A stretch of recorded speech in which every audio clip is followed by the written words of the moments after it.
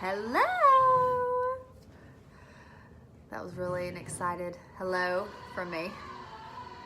I am super excited to be on here with y'all tonight. I'm gonna let a few people hop on. I've got my Greatest Showman blaring.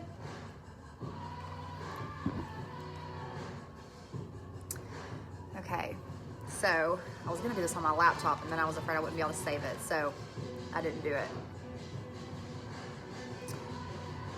But I'm super excited. Have y'all seen The Greatest Showman? I hope you all have. But if you haven't, you're still gonna be able to get stuff out of this training.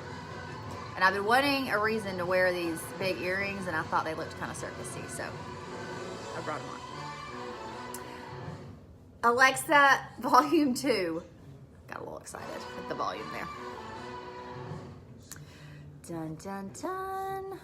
Okay, she didn't hear me. I wonder if I can mute myself before I yell at her to... Alexa, volume 2.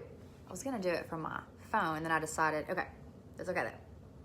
Hey, well, I'm super excited for everyone jumping on for our live training tonight. I've just been thinking about The Greatest Showman and just different lessons that I learned from the movie because I truly loved it. My 9-year-old keeps saying, can we go see it again? And so I'm hoping in the next few days we'll get a chance to run, see it again. And I've had the soundtrack blaring for the last few days because I just think that it's so great. So if you haven't seen it yet, you should see it.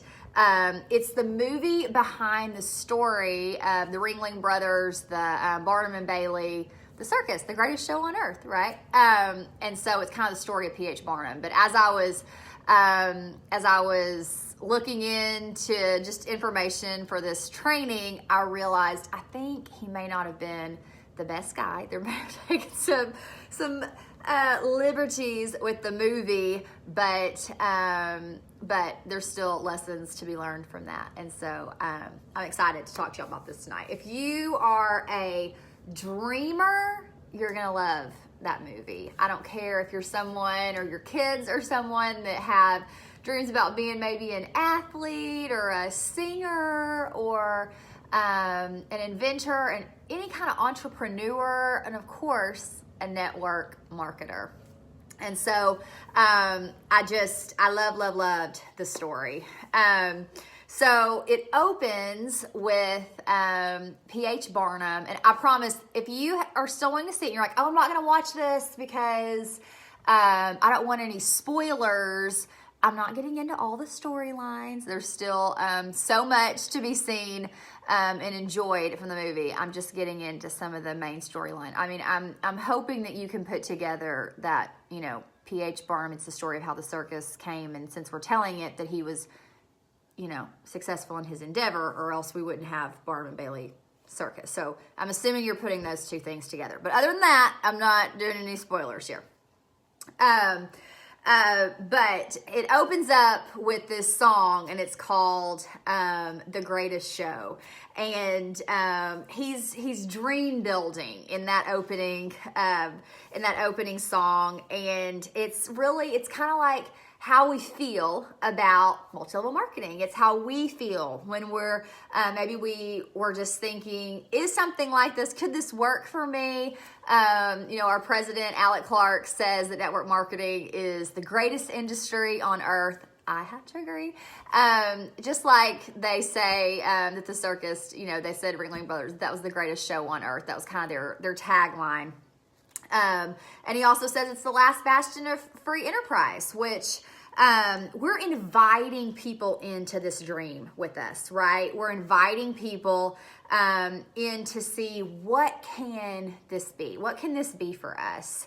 And he's excited and he's thinking about really not even sure what that dream's going to look like at first, but he's dreaming. And so the song opens up and it says, ladies and gents, this is the moment you've waited for. You've been searching in the dark, your sweat soaking through the floor. And buried in your bones, there's an ache that you can't ignore. Taking your breath, stealing your mind, and all that was real is left behind.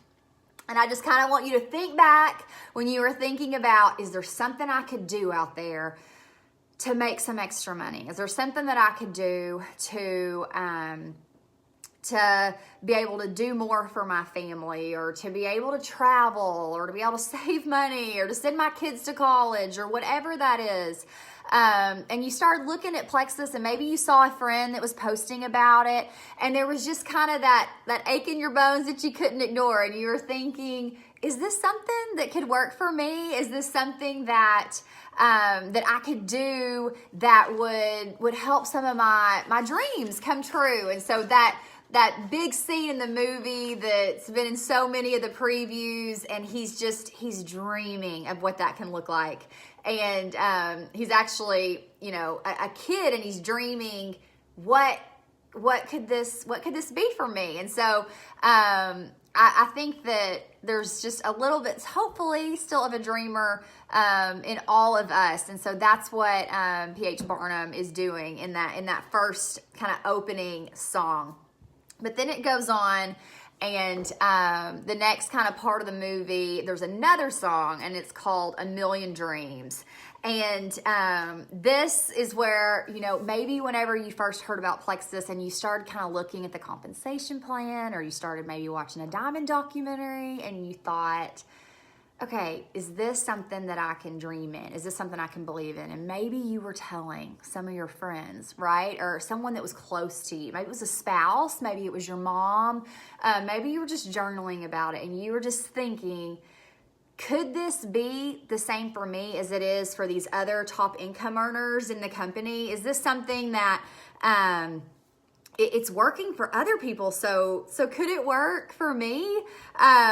There's this line in the song, and it says, they can say it all sounds crazy. They can say I've lost my mind. I don't care, so call me crazy. We can live in a world that we design. And what we found with Plexus, right, is that if we build this the way that we know that people have, it's not just me, it's not just Christy, it's not just Timmy or Morgan or Megan or Tara or any of the jewels on our team. No, there's hundreds and hundreds of people that are top income earners in our company that have built this life that we've all said that we're wanting. And so I love that whole idea of being a dreamer. And I notice, the word, they can call us crazy. They can say we've lost our mind, and all those they people out there, because we all have those, right? We have those people that,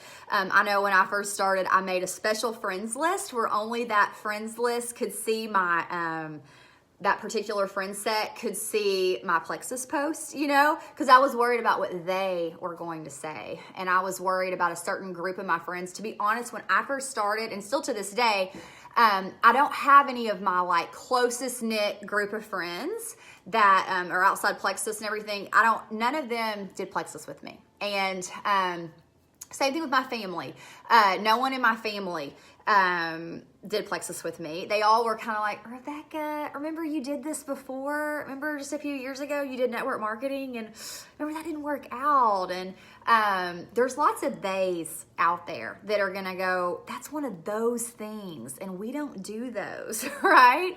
And so I just encourage you, and I can even remember starting to be successful. And my dad is he's a successful businessman, and I remember, I don't know if I was making $5,000, $6,000, $7,000. I might have been even making, $10,000. I don't know how much I was making when he said this to me, but I remember him saying, I was sitting on the fireplace at my parents' house, and him going, babe, that's not gonna last, right? And I just remember being so crushed by that. I mean, he's my biggest fan, biggest encourager, but it was more a protective thing. Him being I don't want you to count on that. Don't change your lifestyle. Don't bank on that, because that's not something, those things just they don't last. And being okay, be careful with that. And you know what? There's probably other people in your life that have that. Maybe they're coming from a protective place when you first started, or even if you are new, and they're coming from this place of, I don't want you to get your feelings hurt. I don't want you to get your hopes and your dreams squished, And so they think that they're being those helpers to you. So I would encourage you too, your most sacred dreams, when there's those big dreams that you know, like if you were making $20,000 a month, what would happen in your life? If those most special, precious things, tell those to the most trusted people, because those are special to you. And so maybe you write them down. Maybe, there's not even so, maybe your spouse, if they're supportive. But those most special things, don't let anyone squish those, because those are precious. Those are our why. That's why we're doing this. It's not just to make the $20,000 a month. It's to, be able to give to things that we never thought we'd be able to, or pay off our house so that we don't have to go and do that rat race every day, or to be able to just pay in cash for things that are special to us. The why isn't really that dollar amount while we're doing that. It's what that dollar amount it means for our families and for our livelihood and for our dreams. And so I love that that A Million Dreams. And it's two little kiddos that are singing the song. So those sweet little voices, because they're just these innocent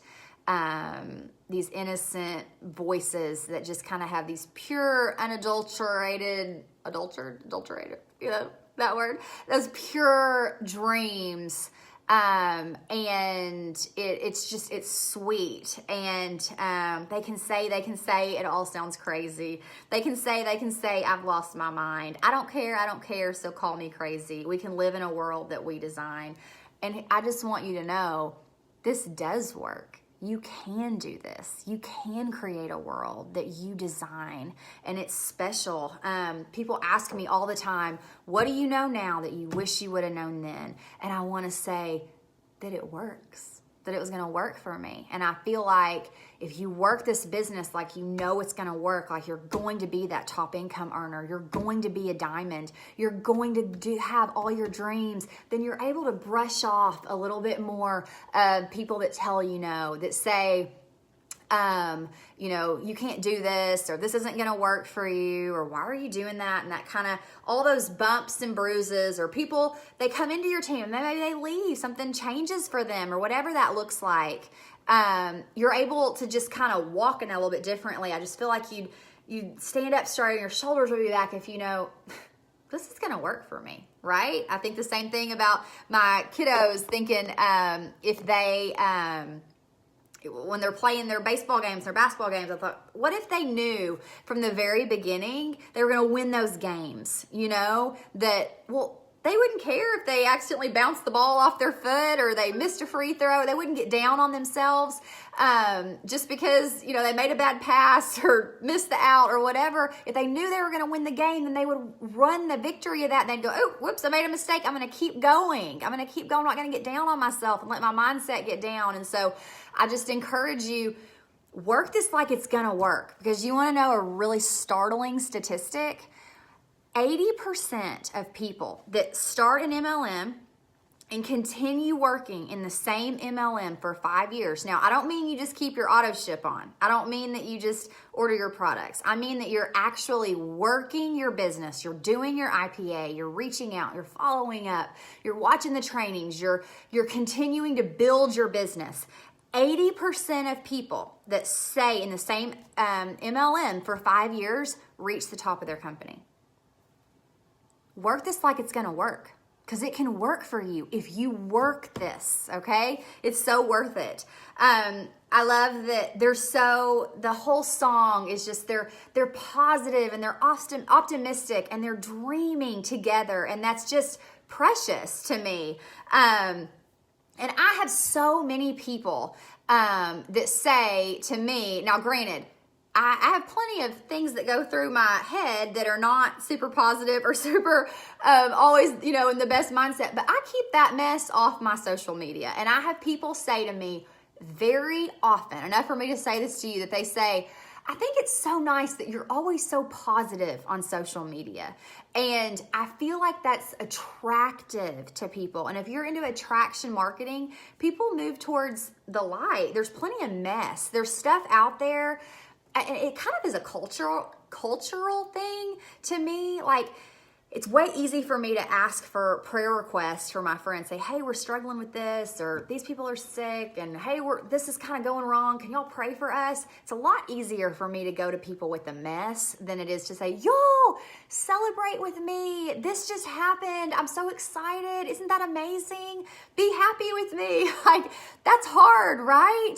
And there's just something that it's easier, that whole misery loves company. People kind of want to get in the yuck with you, more than they want to like high five you and say, hey, well done, way to go. And so let's change that. Isn't it fun to see? There is nothing I love more than seeing people rewarded for a job well done. I love seeing little kids walk across the stage at Honors Assembly. I love seeing big faces when kids get those medals when they win a tournament. I love seeing awards being given and people recognized for a good thing.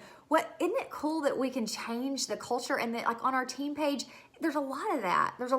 And so I love that there's this community and this culture in Plexus where people, they cheer for each other, that they clap when the other ones win. And I have a group of friends around me that we literally celebrate each other's victories in Plexus, and that not on the same team, but we're proud of each other. We say, oh my gosh, I saw you on the leaderboard, or oh my gosh, I saw you did this, or way to go on doing that, and your team's doing great in this. And I love that. That makes my heart happy. And so I love that. I love that I saw a commentator say about that A Million Dreams song. He said, they sing of hope and imagination. They sing of optimism and a positive outlook on life. Instead of looking for the bad in life, they see the good. They tell of not what the world should be, but what it could be. And that their dreams, if they work for it, will come true. And so, obviously, I'm a big fan of that A Million Dreams song.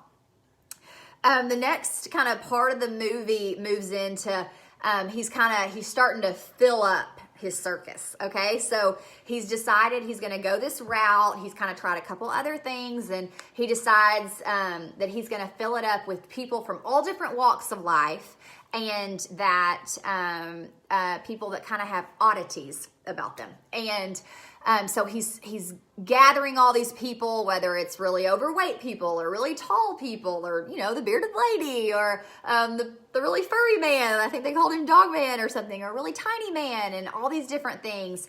And he goes to him and he's saying, hey, I'm going to make you a star. And they're like, okay. At first they're kind of believing him. And then when they know that they're going to be like showcased in front of people, they start kind of going, I don't know about this. I don't know, am I going to be okay? And I'm not comparing our people to, people in the circus, but I'm just drawing the parallel here of we get these people and we've pumped them up, right? We're like, listen, you're going to be a part of the greatest show on earth. You're going to be part of the greatest industry on earth. And we give them all their knowledge, and they've got, they're so excited about the products, and they're so excited about the business. And then they're going to just go out there, and they're going to be in front of all their friends. And I don't care what anybody says. Yes, on paper, the power of 3 looks so dang easy. You get 3, and then you just get all of your friends to get 3, and then they get 3.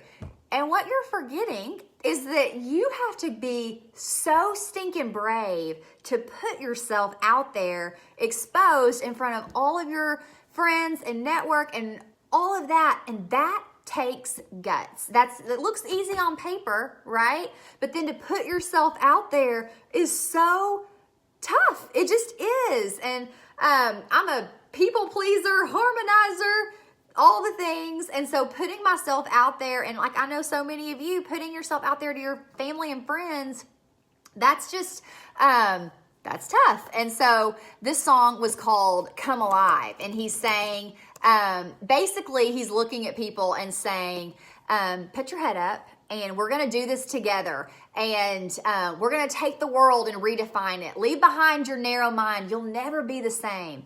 And, there's going to be people that just keep their head down, and they're not going to want to pay any attention to you. But we're saying, and it's the chorus, or no, the pre-chorus says, I'll read the chorus and the pre-chorus, but it says, Come alive, come alive. Go and light your life. Let it burn so bright, reaching up to the sky, and it's open wide, you're electrified. When the world becomes a fantasy and you're more than you could ever be because you're dreaming with your eyes wide open. So your dreams, all of a sudden you're seeing them and you're going, wait a second, these can really work out. And you know you can't go back again to the world that you were living in because you're dreaming with your eyes wide open, so come alive. And that whole scene of these people that have been kind of like downcast for their life, that all of a sudden they're like, wait, I'm gonna dream with my eyes wide open. And so I was thinking about when I first started Plexus. I was doing this this Leaders Live training with Jenny Kent last week, and she asked me one of my fears, and I had forgotten about this. But looking back, I'm like, I remember that one of my biggest fears, and I think it's so funny to say this out loud, but this is just kind of the truth. I remember that my fear was that people were going to think I needed money. Like that was I wasn't worried about bugging people. I wasn't worried about selling something because I believed in it.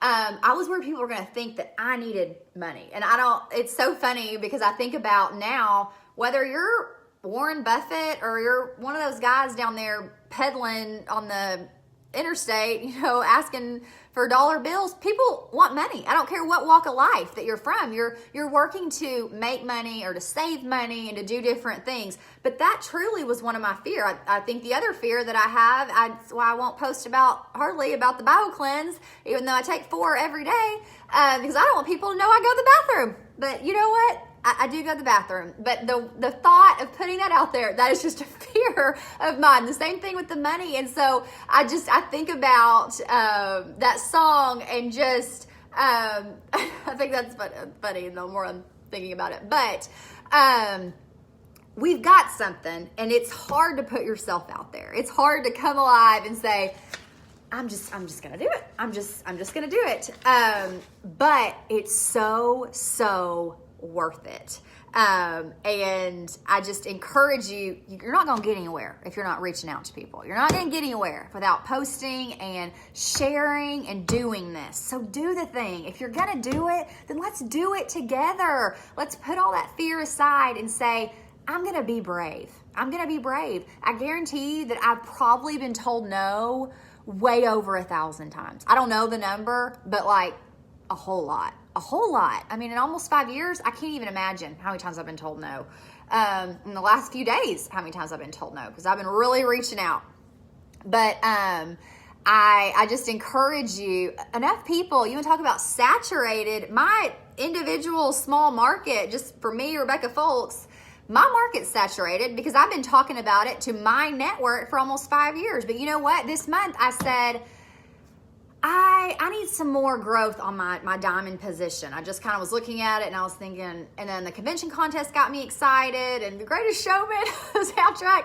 I was like, I'm going to go for it. And you know what? In my network, the same people I've been talking to, the same thing I've been going after. I've got my little list here every day. I've been working on new people, 3 new ambassadors and 9 new customers that I'm just like, I'm going to go do the thing. If I say I'm going to do this, then I'm going to go after it. And if I can do it 5 years in, talking to a lot of the same people that have already told me no before, so can you. Your network is not saturated. We've got new products, new branding, new opportunity. We do, and you want to be a part of this. I'm going to turn this song on right now. Y'all, just hold up. Alexa, play The Other Side by Hugh Jackson, Volume 4. Okay, so let me just set the stage. This is when Hugh Jackson is going to someone that he wants to be an investor in. Stand by. Alexa, play The Other Side.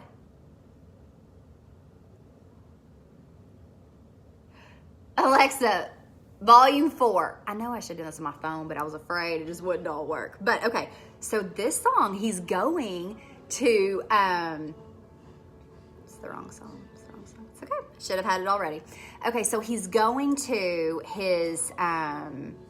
he's going to the other guy that he wants to invest. Y'all, he's straight up prospecting. And I want y'all to hear these lyrics. I'm gonna move over here, so just stand by. I'm not gonna make you my car sick while I turn this down because it didn't work like I wanted it to. But he is straight up prospecting. It is like the best lesson in prospecting, and so I want y'all to hear because it's a duet.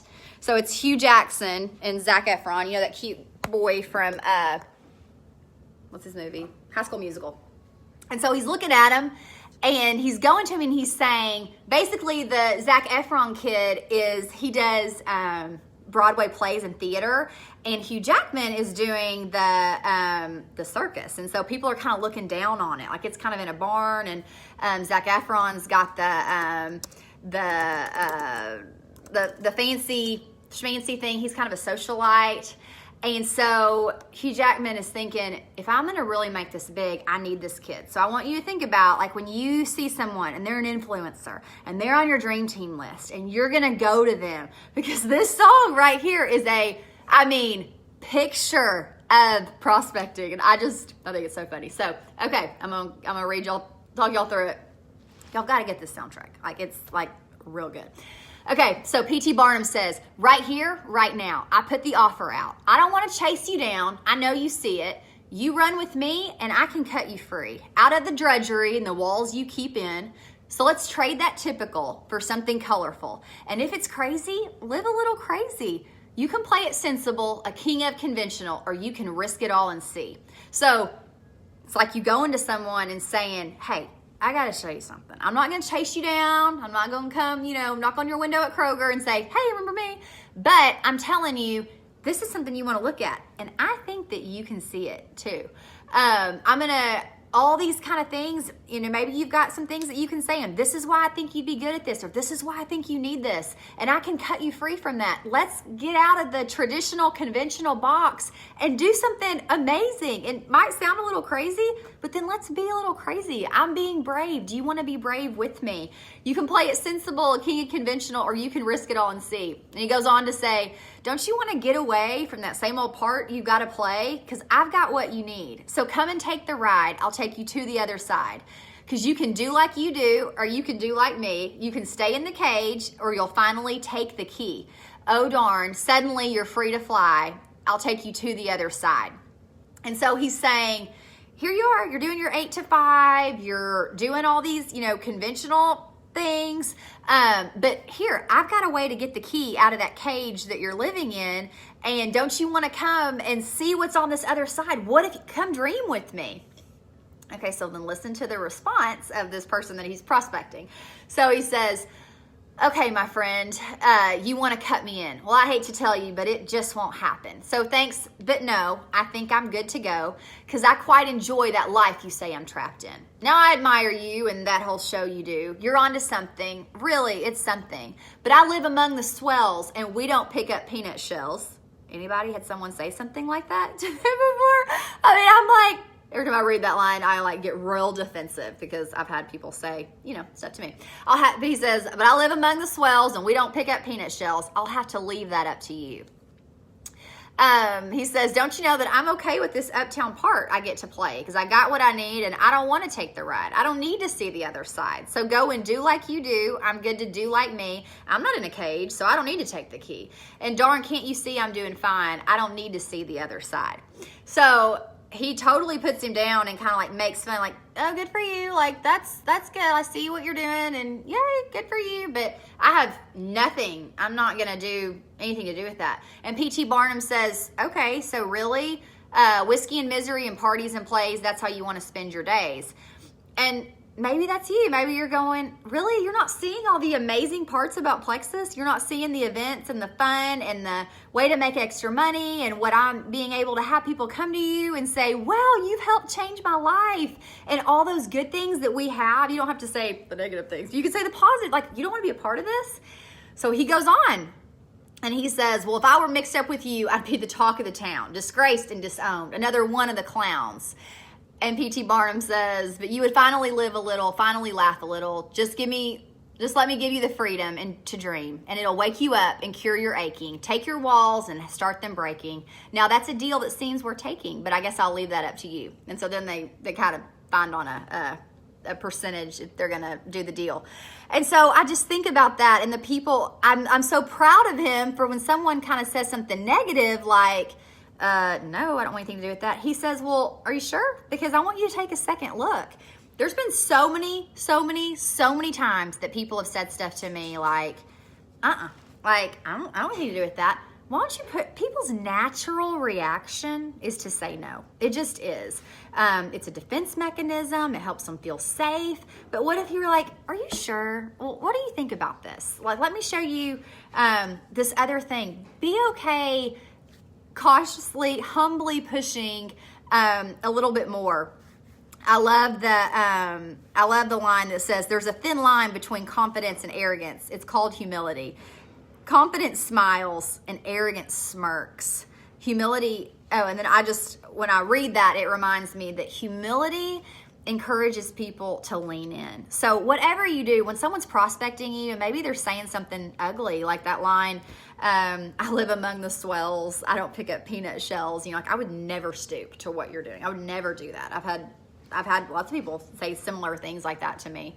And I think, I'm trying to remember if I've ever had a not, but I really feel like I almost always have a very, very gracious response. And I just say, oh, okay, I understand. And I've absolutely had people that have come back to me, some that I've continued to go after. But I just encourage you, don't burn that bridge. Don't. Keep that door open, and just be willing to say, well, are you sure? Because let me show you this part. Let me show you, I think this would be so great for you, or you would be so great at that, and be able to do that. It reminds me, I am like a Beth Moore junkie when it comes to Beth Moore Bible studies. And I remember she said one time, we are never in greater need of humility than when we are confident that someone else is wrong. And so I think what makes them kind of, just to give you a second chance, is to be humble. You're never going to see me posting something on Facebook like, people being ugly to me, but I'm, laughing all the way to the bank, or I'm doing, just anything. I've seen posts like that, and I'm just like, no, you want people to want to join you. And so even when people are negative, if they're gonna, go low, you go high and say, I'm gonna just continue to be gracious, continue to be kind, or not respond, whatever that looks like. So, you can roll. What is happening on my deal? Okay, so then y'all, so that's kind of how that song goes. But the next song is called "This Is Me," and I just think about, there's this song, this part of the movie where, so he's got all these people, and they're all so excited, and they kind of get turned down, and he kind of acts like he's kind of embarrassed of his people. Oh, hurts my heart.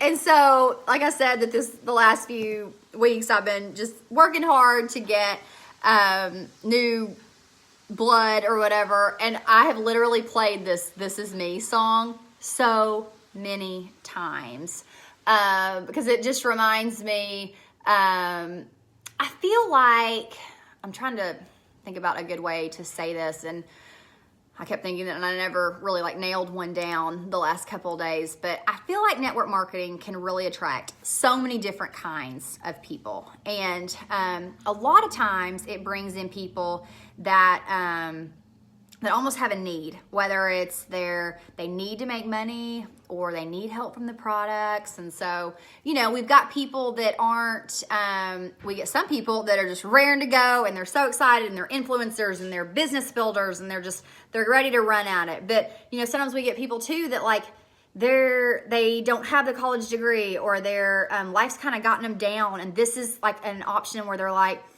I need this to work. Maybe it's a last resort or whatever. And that happens a lot in our businesses. And it reminds me that there's something in all of us that we I'm going to go back. But I'm going to rewind. But I think that there's something in all of us where we're like, hey, this is me. I'm going to do this. And I love, she's kind of coming out and just saying, because we've had some of those ugly mess. I'm trying to get into when you've gotten people that say things that hurt your feelings. And I've gotten off phone calls before and gone, why am I doing this? Like, do I want to keep doing this? It doesn't matter how big the check is that was deposited, a couple weeks before, but someone hurts my feelings. And in a moment, I'm going, oh, that hurt my feelings. And am I, do I believe what they said about me or the people that do what I do? And so she says, when the sharpest word's going to cut me down, I'm going to send a flood, going to drown them out. I am brave, I am bruised, but I am who I'm meant to be. This is me. Look out, because here I come, and I'm marching on to the beat I drum. I'm not scared to be seen. I make no apologies. This is me.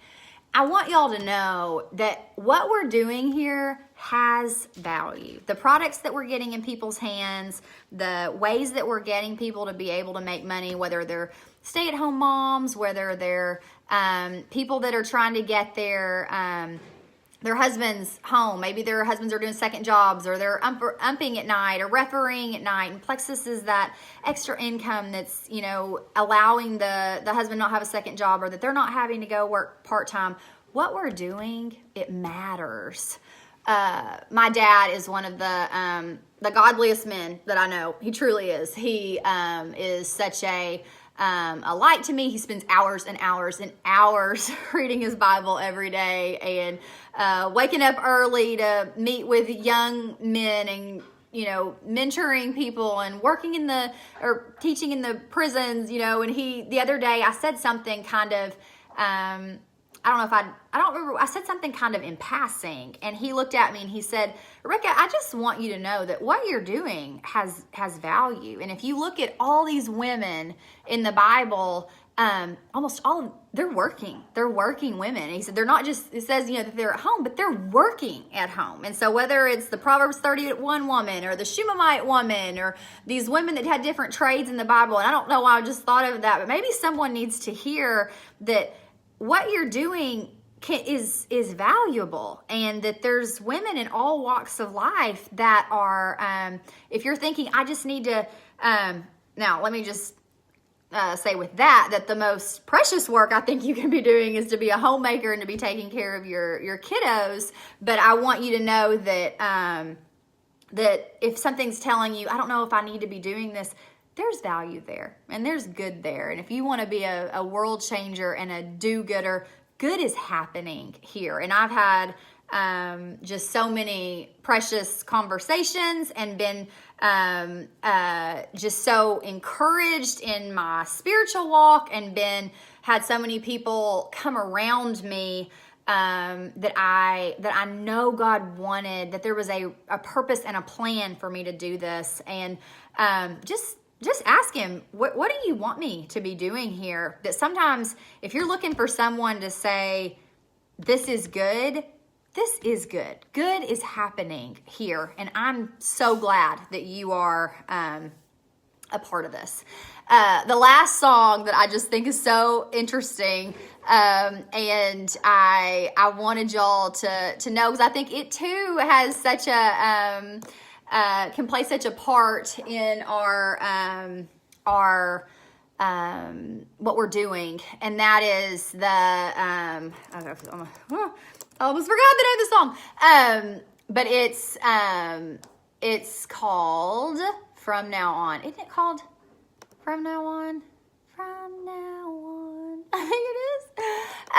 But basically, I can't find the lyrics, but the last part of the song, he's realizing that he needs to kind of pass the torch. He needs to pass the torch.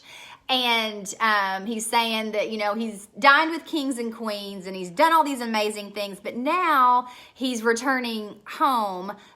He's kind of passing the torch. He's risen. He's developed another leader. He's duplicated, and he's developed another leader. and he's created this residual income through this huge business that he's done. And he's saying, from now on, I'm gonna be spending more time and putting the most value on the people that are the most dear to me, his family. And I think that's really, going back to what all of us are doing. And that's what we're all, doing it for. We're going back to that original reason that we started that. And that's what you can do in Plexus. I'm sure not working 40 hours a week for my Plexus business. I would say I probably work now more like 15 hours a week. And I'm careful with that. And I am like so... I love the freedom and being able to just go to all the ball games or go to the lake and trips and all these fun things with my family or lunch with my friend, like all the things. I'm still careful, of course, to keep continuing my business, but I worked for something and now it's kind of here. And I go in different seasons. Like right now, I'm kind of in a build season, I feel like. But I also am just thankful for the opportunity that Plexus has created and has just afforded me. And I want that for each and every one of you. There's this other song that I didn't bring into it because I was afraid this was going to get too long if I went through all the songs, but it's called Never Enough. And she's just like, no matter what, it'll never be enough. And I was just thinking, it's not enough because I want it for all these people on my team. There are these people that I work with so closely, and I'm sure they know who they are. And I'm just like, I want this for them. And so that makes me keep dreaming and working so hard with them because I know what this can do for each and every one of us that works hard. But if you haven't seen The Greatest Showman, I think that you should definitely go see it and look at it through your Plexus glasses to what this can mean for so many different people. And I mean, it's such a story of inclusion. Like I was telling, I took my kids to see it, and I was just telling my daughter, I was just like, it doesn't really matter. They don't have to have a beard or something for you to say, oh, they're different and I should try to be nice to them and want to sit at the table. Like, we want to be like that with everyone. We want to always have room to include people and bring them in, not just to be nice and make them happy, but so that, God's love can we can show that, and we can love on people and just kind of make the world a happier place. So anyway, I just thought it was a really sweet story, and I hope that y'all could see the Plexus parallels there as well. And thanks so much for jumping on tonight. I'll see you later. Bye.